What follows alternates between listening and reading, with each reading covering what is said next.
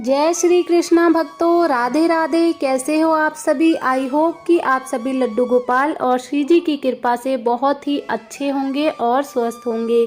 तो फ्रेंड्स, आज की इस वीडियो के माध्यम से आप तक बहुत ही अच्छी जानकारी पहुंचेगी, इसीलिए मैं आप सभी से विनम्र निवेदन करती हूं कि वीडियो को अंत तक अवश्य देखें ताकि आप तक ये जानकारी पहुंच सके।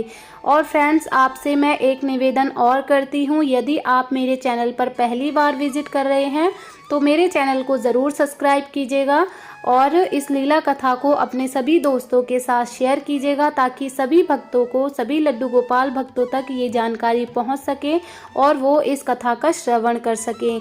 तो भक्तों, लड्डू गोपाल को हम हमेशा ही चंदन का तिलक लगाते हैं, उन्हें चंदन सेवा देते हैं और उनके जो है चंदन से उनको लेप करते हैं। तो ये सब हम लड्डू गोपाल को रिझाने के लिए और उन्हें प्रसन्न करने के लिए करते हैं। देखिए फ्रेंड्स, जब भी हम चंदन का उपयोग ठाकुर जी के लिए करते हैं तो हमें ये पूर्ण रूप से ध्यान में रखना चाहिए कि जो चंदन हम ठाकुर जी को लगा रहे हैं वो एकदम शुद्ध होना चाहिए। क्योंकि देखिए, जब भी हम मार्केट से जो चंदन खरीदते हैं, जो डिब्बी वाले चंदन आते हैं, उनमें ज़्यादातर केमिकल वाले चंदन होते हैं और जो चंदन हम खरीदते हैं उनमें इतना ज़्यादा केमिकल होता है और उसी केमिकल वाले चंदन को हम अपने ठाकुर जी को लगाते हैं तो हमारे ठाकुर जी को कष्ट पहुंचता है और कहीं ना कहीं ये हमसे जाने अनजाने में बहुत बड़ी भूल हो जाती है। तो हम हमेशा ही ये ध्यान हमें रखना चाहिए कि हम अच्छी क्वालिटी का जो चंदन है वो ख़रीदें, क्योंकि हमारे ठाकुर जी इतने कोमल हैं कि उन्हें अगर हम कुछ भी केमिकल की चीज़ उन पर लगाते हैं तो उन्हें बहुत ही कष्ट होता है। हम थोड़े से हमें कोई चीज़ सस्ती मिल जाती है तो हम खरीद लेते हैं, लेकिन देखिए यहाँ पर बात हमारे ठाकुर जी की है तो थोड़े से पैसे ऊपर या नीचे होने से कुछ भी नहीं होता। लेकिन जब भी आप चंदन खरीदें तो अच्छी क्वालिटी का ही खरीदें।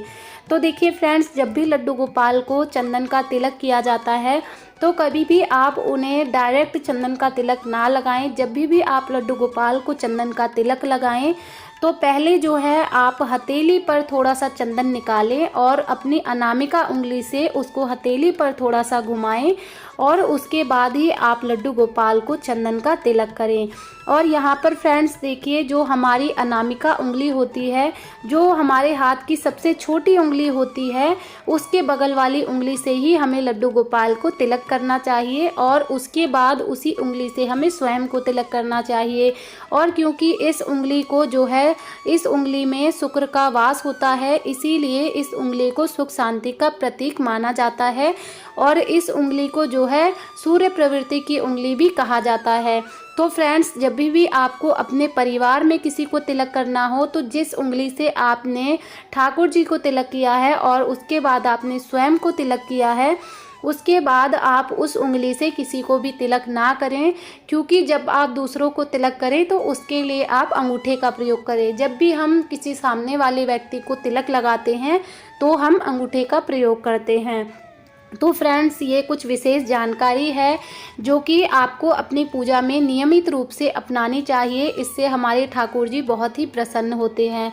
तो फ्रेंड्स, आज की जो लीला कथा है वो हमारे साथ राधिका जी ने शेयर की है। राधिका जी पानीपत की रहने वाली हैं और राधिका जी बताती हैं कि वो लड्डू गोपाल की प्रतिदिन सेवा करती थी, उन्हें चंदन का तिलक करती थी, उन्हें स्नान इत्यादि करवा के उनका सुंदर सा श्रृंगार करके उनको भोग इत्यादि लगाती थी। और वे कभी भी चंदन का जो तिलक है वो कभी भी ठाकुर जी को लगाए बिना स्वयं जो तिलक है वो धारण नहीं करती थी और ना ही कभी भी तिलक को धारण करने के बाद वो जो है कभी भी नहीं सोती थी। क्योंकि देखिए, जब हम तिलक को धारण कर लेते हैं तो उसके बाद हमें सोना नहीं चाहिए और जब हम रात्रि में शयन करते हैं उस वक्त भी हम तिलक को धारण करके शयन नहीं कर सकते, हमें उस वक्त अपना तिलक निकाल देना चाहिए। तो फ्रेंड्स, राधिका जी बताती हैं कि जब से वो अपने लड्डू गोपाल को लेकर आई थी तब से 2-3 महीने से वो इसी प्रकार से उनकी सेवा कर रही थी। नित्य प्रतिदिन वो उनकी सेवा करती थी, उनको चंदन का तिलक किया करती थी। एक दिन उनका जो है तिलक ख़त्म हो गया, वो लकड़ी वाला चंदन जो है यूज़ किया करती थी और एक दिन जब उनका चंदन ख़त्म हो गया तो उन्होंने, जब वो चंदन लेने गई मार्केट से, तो उन्होंने सोचा कि क्यों ना सब लोग डिब्बी वाला चंदन यूज़ करते हैं, तो मैं भी वो वाला चंदन जो है यूज़ करके देखती हूँ। तो राधिका जी बताती हैं कि मैंने वो चंदन, डिब्बी वाला चंदन जो है ख़रीद लिया। अब मुझे इतना पता नहीं था कि उस चंदन में केमिकल है और वो अच्छी क्वालिटी का चंदन नहीं है। मैंने पंसारी की दुकान से उस चंदन की डिब्बी को ख़रीद लिया। अब मैं प्रतिदिन उसी चंदन की डिब्बी से, चंदन की डिब्बी से जो है चंदन का तिलक ठाकुर जी को करने लगी और स्वयं भी उसी का तिलक करती थी। लेकिन हमारे जो ठाकुर जी हैं वो इतने कोमल हैं, इतने नाजुक हैं कि हज़ारों गुलाब की पंखुड़ियों से भी नाजुक हमारे ठाकुर जी हैं। उनका हमें विशेष रूप से ध्यान रखना चाहिए। हमें कभी भी ये एक मूर्ति समझकर उनकी सेवा नहीं करनी चाहिए। और दोस्तों, मैं हर वीडियो में आपको बताती हूँ कि जो हमारे मन के भाव होते हैं वो ही लड्डू गोपाल से जो है वो जुड़े होने चाहिए। और जब हमारे भाव लड्डू गोपाल से जुड़ जाते हैं ना, तो हमें स्वयं को ये एहसास होता है कि हम जो कुछ लड्डू गोपाल के साथ कर रहे हैं उससे हमारे लड्डू गोपाल प्रसन्न है या उन्हें पीड़ा हो रही है या फिर कष्ट पहुंच रहा है।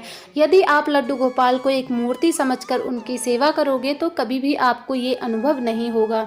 तो यहाँ पर राधिका जी बताती हैं कि मैं प्रतिदिन कुछ दिनों से उस चंदन की डिब्बी से ही लाला को चंदन सेवा दे रही थी। एक दिन सारे जो है मैंने लड्डू गोपाल की सुबह में सेवा आरती की, उनको स्नान इत्यादि करवाकर मैं जब अपनी पूजा से फ्री हुई उसके बाद मैं अपने घर के कामों में लग गई। जब मैं अपने घर के काम कर रही थी तो उस दिन मेरा जो मन है वो बहुत ज़्यादा बेचैन हो रहा था। मुझे अजीब सी बेचैनी हो रही थी, ना जाने क्यों मुझे काफ़ी ज़्यादा घबराहट सी हो रही थी और मेरा मन किसी काम में नहीं लग रहा था। मुझे ऐसा एहसास हो रहा था जैसे पता नहीं कुछ ना कुछ तो गलत हुआ है। और मुझे बार बार ऐसा लग रहा था कि मेरे ठाकुर जी पता नहीं क्यों मुझसे प्रसन्न नहीं है। लेकिन मेरे मन में कहीं ना कहीं ये भी आ रहा था कि मैं तो प्रतिदिन की तरह ही अपने लड्डू गोपाल की सेवा करती हूँ और आज भी मैंने वैसे ही अपने लाला की सेवा की है। और मेरे लाला तो मुझसे सदा ही प्रसन्न रहते हैं क्योंकि वो मेरे साथ अनेकों लीलाएं करते हैं, अपने होने की अनुभूति मुझे कराते हैं और मुझे कई बार वो स्वप्न में दर्शन भी दिया करते हैं। तो फिर मेरे लाला मुझसे रुष्ट क्यों होंगे? मैं प्रतिदिन की तरह ही उनकी सेवा कर रही हूँ, मैंने उनकी सेवा में कोई भी भूल चूक नहीं की है। लेकिन फिर भी दोस्तों, मेरा मन जो है वो बहुत ज़्यादा विचलित हो रहा था। मैं काफ़ी ज़्यादा परेशान हो रही थी, किसी भी काम में मेरा मन नहीं लग रहा था। इसी तरीके से पूरा दिन बीता और मैंने रात में लड्डू गोपाल को शयन वगैरह करवाकर जो है, रात में जब रात्रि हुई तो हम लोग भी सो गए। रात में जब मैं सो रही थी तो उस दिन रात में मेरे साथ एक ऐसी घटना घटती है जिसके बाद मेरे हाथ पैर कांपने लग जाते हैं, मेरा शरीर शिहर जाता है और मैं समझ ही नहीं पाती कि मुझसे इतनी बड़ी भूल कैसे हो गई। भक्तों, जब मैं उस दिन रात को सो रही थी तो रात के लगभग 2:30 बज रहे थे और उस समय मैं एक सपना देखती हूँ। उस समय मैं देखती हूँ कि एक छोटा, जो कि बहुत ही ज़्यादा कष्ट में है, बहुत ही ज़्यादा परेशान है और उसके मस्तक पर जो है काला काला घाव हो रखा है, काला निशान है और वहीं पर इतना गहरा घाव है जिसे देखकर मेरा मन जो है वो बहुत ज़्यादा विचलित हो जाता है। और वो बच्चा बहुत ज़्यादा परेशान है, उसकी आंखों से आंसू निकल रहे हैं, लेकिन वो बालक चुपचाप बैठा हुआ है और केवल उसकी आंखों से आंसू निकल रहे हैं। ये दृश्य देखकर मेरे हाथ पैर जो हैं कांपने लग जाते हैं, मेरा शरीर सिहर उठता है। और उस बालक को, वो बालक इतना ज़्यादा मासूम है कि उसे देखकर मुझे स्वयं ही उस पर बहुत ज़्यादा दया आने लगती है और मैं अपने स्वप्न में ही उस बालक से पूछती हूँ कि बेटा क्या हुआ है, तुम इस तरह से क्यों रो रहे हो और तुम्हारे मस्तक पर ये चोट कैसे लगी, ये चोट का निशान कैसे लगा, क्या तुम कहीं से गिर गए हो तब तुम्हें ये चोट आई है? तो वो बालक कहता है कि नहीं नहीं मैया, ये चोट मुझे आप ही ने तो दी है, देखिए ना मैया आपने मुझे किस तरीके से घायल कर दिया है, मुझे बहुत ज़्यादा कष्ट हो रहा है, मुझे बहुत ही दर्द हो रहा है, आपने मुझे कितना घायल कर दिया है मैया। जब मैं उस बालक के मुख से ये बातें सुनती हूँ तो मुझे तो कुछ भी समझ में नहीं आता है। भक्तों, राधिका जी यहाँ पर कहती हैं कि मैं बहुत ज़्यादा परेशान हो जाती हूँ, मुझे कुछ समझ में नहीं आता और मैं उस बालक से पूछती हूँ कि बेटा ये तुम क्या कह रहे हो? आखिर मैं तुम्हें इतना कष्ट क्यों दूँगी? मैं तुम्हें चोट क्यों पहुँचाऊँगी? मेरा स्वयं का एक बालक है और मैं स्वयं भी लड्डू गोपाल की सेवा करती हूँ, मैं उनकी भक्त हूँ, फिर मैं किसी को इस प्रकार चोट नहीं पहुँचा सकती। ये तुम्हारे साथ मैंने नहीं किया है, मैंने तुम्हें चोट नहीं पहुँचाई है। लेकिन तभी वो बालक फिर से कहता है कि नहीं, नहीं मैया, तुम ही ने मुझे ये चोट पहुंचाई है और इस चोट में मुझे बहुत ही दर्द होता है, मुझे कितनी बुरी तरीके से तुमने घायल कर दिया है। मैया, इस दर्द से मुझे केवल आप ही छुटकारा दिला सकती हैं। मैया, मुझे इस कष्ट से मुक्त कर दो, मेरे साथ ऐसा मत करो, मुझे बहुत ही कष्ट होता है मैया, मुझे बहुत ही पीड़ा होती है। इस प्रकार से वह बालक मुझसे स्वप्न में बोल रहा था और जो है उस बालक की पीड़ा मुझसे नहीं देखी जा रही थी। उस बालक के स्वर में इतना दर्द था और उसके मुख पर जो है इतना उसका चेहरा मुरझाया हुआ था कि मुझसे उस बालक की पीड़ा जो है देखी नहीं जाती और मैं बहुत ही ज़ोर ज़ोर से रोने लगती हूँ उस बालक को देखकर। और जैसे ही मैं रोने लगती हूँ तो मेरा स्वप्न जो है टूट जाता है और मेरी नींद खुल जाती है। जब मेरी नींद खुलती है तो मैं देखती हूँ कि मेरी आंखों से झरझर आंसू बह रहे हैं। मुझे समझ में आता है कि वो स्वप्न मैं जो देख रही थी उसी के कारण मेरे साथ ये हो रहा है और मैं अपने स्वप्न में ही रो रही थी। लेकिन भक्तों, यहाँ पर राधिका जी बताती हैं कि उस वक्त उन्हें कुछ भी समझ में नहीं आता कि ऐसा स्वप्न उन्हें क्यों आया। लेकिन वे सोचती हैं अपने मन में कि मैंने आज से पहले ऐसा स्वप्न कभी भी नहीं देखा। और वो बालक कौन था, वो कितनी पीड़ा में था, उसे कितना दर्द था, आखिर उसके साथ ऐसा क्यों हुआ और वो बालक मुझे क्यों दिख रहा था। इसी तरीके से वह बताती हैं कि उस दिन रात में उसके बाद उन्हें नींद ही नहीं आई, लेकिन वो काफ़ी रात तक जगती रहीं। उसके बाद जब सुबह के 4 बजे तो उन्होंने राधे राधे नाम का जाप किया और उसके बाद उन्हें थोड़ी सी नींद आई। उसके बाद जब वे सुबह उठती हैं तब वे फिर से अपने लड्डू गोपाल को स्नान इत्यादि करवाती हैं, उनका श्रृंगार करती हैं। भक्तों, राधिका जी बताती हैं कि जब वे उनका श्रृंगार कर रही थी उसके बाद जब उन्हें चंदन वो लगाने वाली थी तो जब उन्होंने चंदन को अपनी हथेली पर लेकर लड्डू गोपाल के मस्तक पर वो लगाने जा रही थी तब वो देखती हैं, वो जब ध्यान से देखती हैं तो उनके लड्डू गोपाल के मस्तक पर भी ऐसा ही काला निशान था जो कि उन्होंने स्वप्न में उस बच्चे के मस्तक पर देखा था। राधिका जी उस काले निशान को देखकर बहुत ही ज़्यादा भयभीत हो जाती हैं, उनका मन विचलित हो जाता है। वो कहती हैं कि मैंने ये मेरे लाला के मस्तक पर कैसा काला निशान हो गया है और मुझे ऐसा लग रहा है जैसे मैंने इस निशान को पहले भी कहीं देखा है। तब राधिका जी कहती हैं कि उस वक्त मुझे अचानक से याद आता है कि मैंने कल रात को जो स्वप्न देखा था उसमें जो बालक था उसके मस्तक पर भी कुछ इसी प्रकार का काला निशान था और उसे कितना घाव था और उसकी वजह से वो बालक कितना परेशान था। तभी वे सोचती हैं कि लेकिन ये निशान मेरे लड्डू गोपाल के मस्तक पर कैसे आया और क्यों आया। उसके बाद उन्हें पता चलता है कि वो इसी जगह पर अपने लाला को रोज ही चंदन का तिलक किया करते हैं। तब वे कहती हैं कि मेरा मन काफ़ी ज़्यादा विचलित होने लगा और मैं सोचने लगी कि हे ठाकुर जी, क्या ये इस चंदन की वजह से हो रहा है, क्योंकि इस जगह पर मैं अपने लड्डू गोपाल को रोज़ ही चंदन का तिलक धारण करवाती हूँ।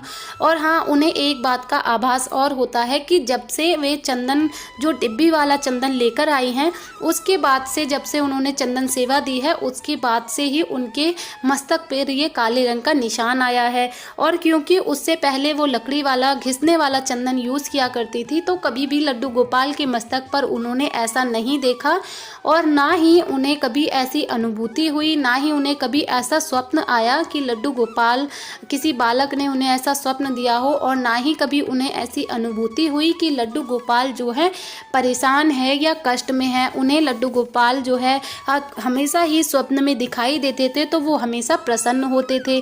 तब उनके मन में ये बात आती है कि हो ना हो इस चंदन की वजह से मेरे लाला को कष्ट हुआ है और इसीलिए वो बालक मुझे स्वप्न में कह रहा था कि मैया, ये कष्ट मुझे तुम्हारी वजह से हो रहा है, तुमने ही घायल किया है मेरे लड्डू गोपाल। मैं अपने लड्डू गोपाल से आग्रह करती हूँ कि ये मुझसे कितनी बड़ी भूल हो गई मेरे लाला, मुझे कृपया करके क्षमा करें मेरे लाला।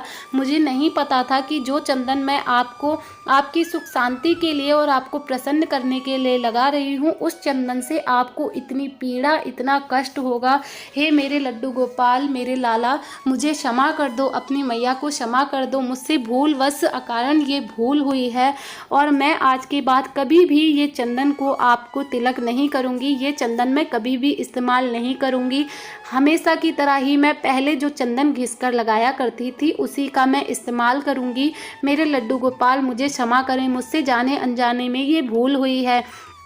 तब राधिका जी बताती हैं कि उसके बाद से उन्होंने कभी भी उस चंदन को जो है इस्तेमाल नहीं किया और उसके बाद जो उनके लड्डू गोपाल के मस्तक पर काले रंग का निशान बना था उसे उन्होंने दही में बूरा लेकर के और उससे उन्होंने उसे साफ़ किया। जब उन्होंने 2-3 दिन उससे ही उन्हें स्नान करवाया और उससे उनके मस्तक को साफ़ किया तो उसके बाद उनके लड्डू गोपाल का जो तिलक जहाँ पर वो करती थी जो काला निशान आया था वो निशान भी चला गया। और जब उन्होंने अपने लड्डू गोपाल से आग्रह किया और कभी भी उस चंदन का इस्तेमाल नहीं किया और फिर से वे लकड़ी वाले चंदन का इस्तेमाल करने लगी, तब वे देखती हैं कि उसके बाद उन्हें कभी भी ऐसी अनुभूति ना ही हुई और ना ही उन्हें दोबारा कभी ऐसा स्वप्न आया। और हमेशा वो अपने लड्डू गोपाल के मुख पर जो तेज पहले देखा करती थी वैसा ही तेज उन्हें फिर से नज़र आने लगा। उन्हें फिर से ये अनुभूति होने लगी कि उनके लड्डू गोपाल अब खुश हैं और प्रसन्न हैं। तो भक्तों, ये राधिका जी बताती हैं कि लड्डू गोपाल ने उनके साथ इतनी बड़ी लीला की और उन्होंने तो कभी ये सोचा भी नहीं था कि जिस चंदन को वो लड्डू गोपाल को प्रसन्न करने के लिए खरीद रही हैं उसी चंदन से लाला को कष्ट भी हो सकता है। भक्तों देखिए, राधिका जी का बहुत बहुत धन्यवाद कि उन्होंने ये जानकारी हमारे साथ शेयर की और इसकी वजह से काफ़ी भक्तों को ये जानकारी मिलेगी, क्योंकि काफ़ी ऐसे भक्त होते हैं जिन्हें लड्डू गोपाल की सेवा की छोटी छोटी जानकारी नहीं होती है और उनसे भूलवश का जो है ये ऐसी गलतियां हो जाती हैं जिसके कारण हमारे लड्डू गोपाल को कष्ट होता है। तो देखिए भक्तों, यहाँ पर क्या है ना कि मार्केट में कई तरीके के चंदन आते हैं। कई बार हम देखते हैं कि जो हम डिब्बी वाले सूखे पाउडर वाले चंदन खरीदते हैं ना, वो कोई चंदन नहीं होता है, वो केवल एक पाउडर जैसा होता है और उसी में कलर वगैरह को मिक्स करके उसे चंदन का रूप दे दिया जाता है और वो हमें काफ़ी कम रेट में मिल भी जाता है और हम ये सोचकर खरीद लेते हैं कि हमें इतने कम रेट में चंदन मिल रहा है। लेकिन असल में दोस्तों, उस चंदन को खरीद कर हमें कोई भी लाभ नहीं होता है, क्योंकि हम ठाकुर जी को प्रसन्न करने के लिए उनकी सेवा में चंदन सेवा देते हैं। तो जब हमारे द्वारा जो चंदन सेवा हम उन्हें दे रहे हैं उसका अलग ही कष्ट हमारे भगवान को हो रहा है, तो हम ऐसी चंदन सेवा भगवान को क्यों दे रहे हैं? आखिर हम उन्हें प्रसन्न करने के लिए चंदन सेवा देते हैं, लेकिन जब उन्हें उसी सेवा से कष्ट हो तो हमारी उस सेवा का कोई मतलब, कोई महत्व नहीं रह जाता। इसीलिए मैं आप लोगों से भक्तों विनती करूंगी कि ज़्यादातर जो है ना, आप या तो अच्छी क्वालिटी का महंगा वाला चंदन खरीदें या फिर जो पंसारी की दुकान पर लकड़ी वाली जो चंदन आता है ना घिसने वाला, वो चंदन सबसे ज़्यादा शुद्ध होता है और बहुत ही अच्छा होता है। उसमें कोई भी केमिकल नहीं होता। आप उसी को अपनी जो है ठाकुर जी की सेवा में उसको यूज़ कीजिए और उससे ना ही आपके ठाकुर जी पर जब भी आप उनको लेप करेंगे या फिर जहाँ पर आप उनको तिलक धारण करवाते हैं, उससे कभी भी ठाकुर जी का रंग काला नहीं पड़ता और ना ही उससे ठाकुर जी को कष्ट होता है। क्योंकि कई बार हम अपने गर्मियों के समय में तो हम लड्डू गोपाल को जो है चंदन का लेप पूरे शरीर पर भी करते हैं, उनके पूरे मस्तक पर भी करते हैं, ताकि उनको ठंडक महसूस हो, उनको ठंडक मिले, गर्मी से राहत मिले। लेकिन यदि देखिए दोस्तों, अगर ऐसे में हम लोग उनको केमिकल वाला जो पाउडर वाला जो चंदन आता है उसका लेप उनके शरीर पर करेंगे तो उन्हें कितनी ज़्यादा जलन होगी, कितनी ज़्यादा कष्ट होगा, कितनी परेशानी होगी। अब देखिए, हमारे जो भाव होते हैं ना, वही मायने रखते हैं। अगर हम सोचेंगे कि हमने इसको लगा दिया, अब भगवान को कष्ट हो या कुछ भी हो हमें नहीं पता, जब तक हमसे भगवान स्वयं आकर तो नहीं कहेंगे ना कि भाई मुझे कष्ट हो रहा है, आप इसे निकाल दो। लेकिन छोटी छोटी अनुभूति होती हैं जो कि भगवान हमें कराते हैं और कई बार नहीं भी कराते, तो हमें इस बात का ध्यान खुद से रखना चाहिए, क्योंकि वो इतने बड़े परम पिता परमेश्वर है, जगत के पालनहार हैं और वो इतने कोमल है, इतने कोमल है कि उन्हें हम कोई भी केमिकल वाली चीज़ लगाएंगे तो वो उनसे बर्दाश्त नहीं होती है। उनका शरीर इतना कोमल है, इसलिए हमें उनका विशेष रूप से ध्यान रखना चाहिए। हम उनकी जो सेवा कर रहे हैं ना, उस सेवा में कोई भी हमें ये नहीं सोचना चाहिए कि भाई हमारे पैसे खर्च हो रहे हैं या फिर हम इतना महंगा खरीद कर क्या करेंगे, सस्ता सा खरीद लेते हैं और इसी से काम चलाते हैं। तो देखिए ऐसा आप मत कीजिए। इस तरीके से हमारे लड्डू गोपाल को बहुत ही कष्ट पहुंचता है। आप उनकी सेवा कर रहे हैं तो पूरे मन और सच्चे भाव से कीजिए। आशा करती हूँ कि आज की जो वीडियो है आप लोगों को पसंद आई होगी, आज की जानकारी आप लोगों को पसंद आई होगी। तो वीडियो अच्छा लगा हो तो एक लाइक ज़रूर कीजिएगा और सभी दोस्तों के साथ आप लोग शेयर कीजिएगा ताकि सभी लोग इस लीला कथा को श्रवण कर सकें। तो चलिए भक्तों, आज की वीडियो को यहीं पर समाप्त करते हैं। मिलते हैं आप सभी से नेक्स्ट वीडियो में। तब तक के लिए सभी को राधे राधे। जय